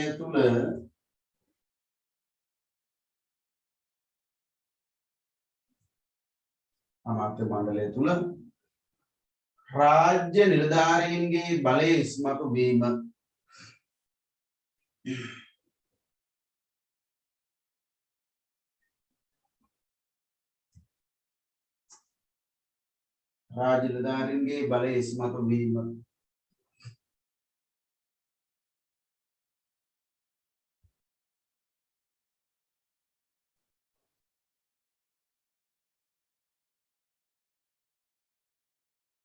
දැන් අමාත්‍ය මණ්ඩලය තුල රාජ්‍යධාරීන් තුන්දෙනා වෙනම කණ්ඩායමක් විදිහට ක්‍රියාත්මක වුණායි කියලා අපි කියමු.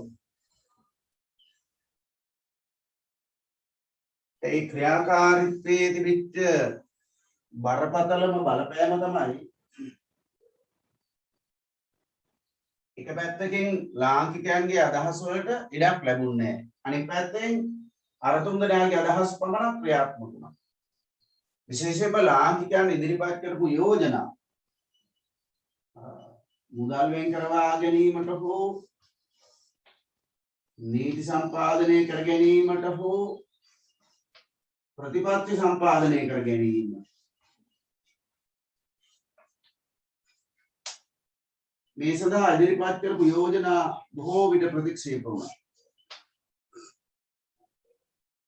යම් කාරණයක් වෙනුවෙන් ලාංකිකයන් වැය ශීර්ෂයක් ඉදිරිපත් කරුවොත් එම වැය ශීර්ෂයක් කියන්නේ ඒ කියන්නේ යම් කටයුත්තක් සඳහා වියදම් වන මුදල් ඇස්තමේන්තුවක් ඉදිරිපත් කරනවා.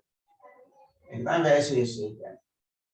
එතකොට මේ වැය ශීර්ෂය අපි හිතමුකෝ ඒ කාලේ හැටියට රුපියල් ලක්ෂ 10ක් කියලා. ඉන්නුවේ ලක්ෂ 10ක් නම් මේක ලක්ෂ 5ක් විතර කපලා ලක්ෂ 5ක් විතර තමයි වෙන් කරන්නේ. එතකොට අර කාර්ය සභාව සභාපතිවරු අපහසුතාවයටපත් වෙනවා. ඒ තමන්ගේ කටයුත්ත සම්පූර්ණයෙන් අවසන් කරන්න බෑ. ඒක අඩයි කරන්නේ. යම් නීතියක් සම්පාදනය කිරීම සඳහා යෝජනා ගෙනාවොත් ඒක වැදගත් කොටස් කපලා කොටලා ඉවර කරලා ඒක දුර්වල නීතියක් බවට පත් කරනවා.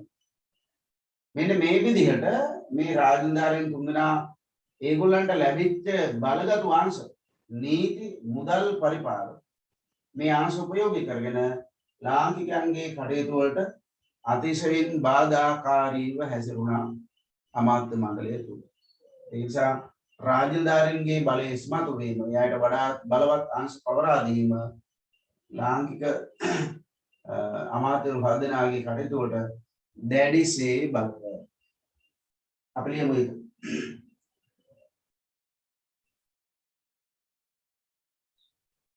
ආණ්ඩුකරණයේ ඉතා වැදගත් අංශ වන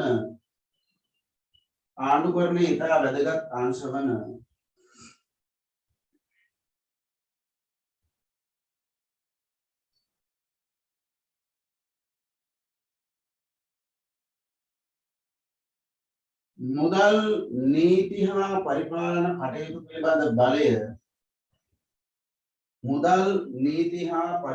කටයුතු පිළිබඳ බලය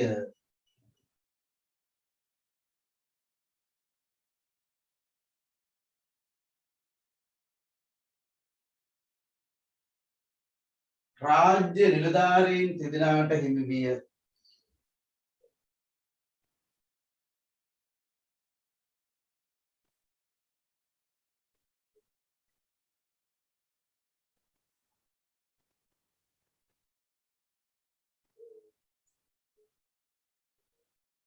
මේ නිසා දේශීය අමාත්‍යවරුන්ට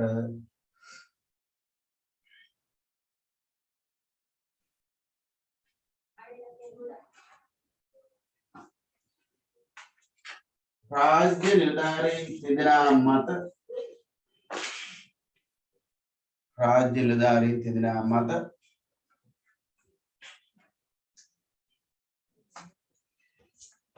යැපීමට සිදුවිය.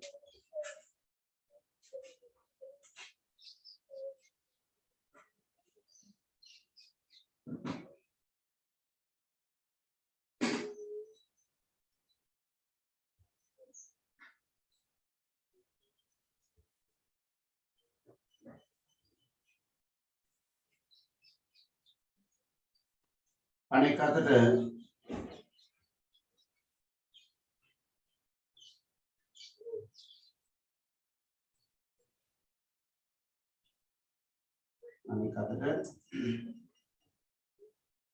රාජ්‍ය නිලධාරීන් තිදෙනා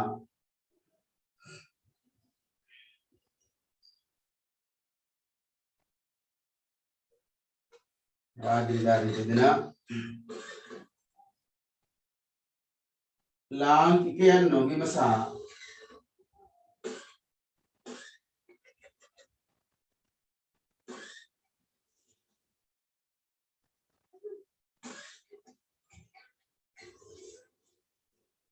ඔවුන්ගේ කැමැත්ත මත තීරණ ගැනීමද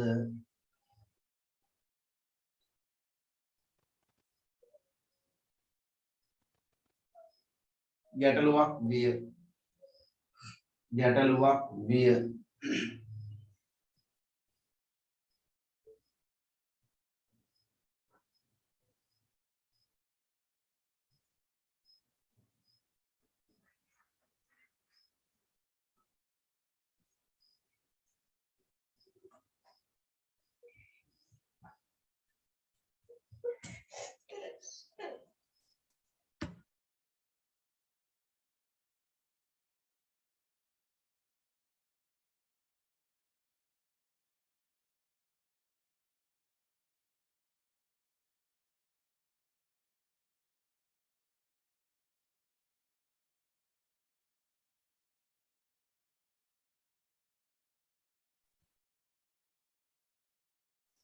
හරි දරුවනේ අපි අදට නවතුම් පන්ති.